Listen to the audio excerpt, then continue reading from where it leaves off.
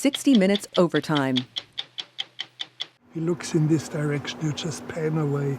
My story this week on 60 Minutes is about the legendary filmmaker Werner Herzog. I've been interested in Werner Herzog since I was a kid. The Wrath of God. I saw Aguirre, The Wrath of God, and then later Fitzcarraldo when it came out in 1982. 16:4. And there's very few people who make movies like Werner Herzog, creating something exactly the way they want to do it, fulfilling the vision that they have. I don't think a lot of people would imagine that you have chosen to live in Los Angeles.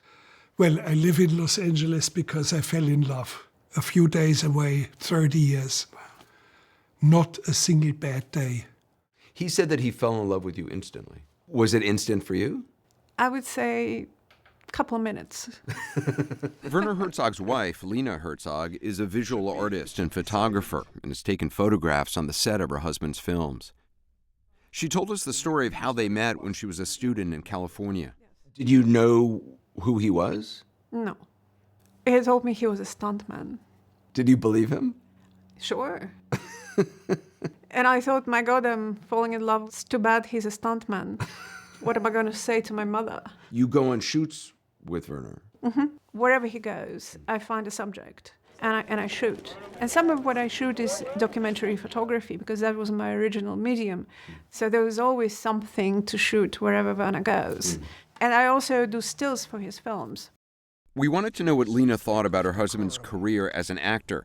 He's recently played villains in the Star Wars series The Mandalorian. Please lower your blaster. And Jack Reacher. Prison in America.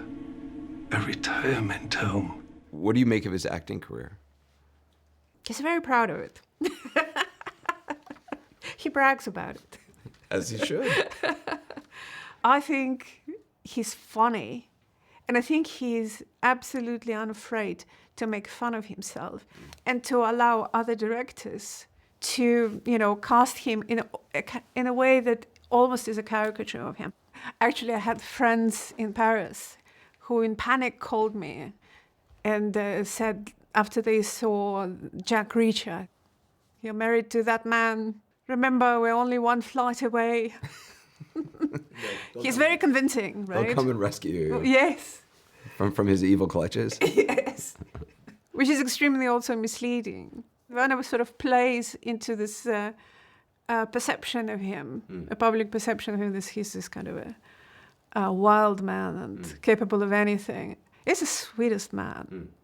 Do you think a lot of people who see you in The Mandalorian have any idea that you're not a full-time actor? It doesn't matter. I do enjoy it.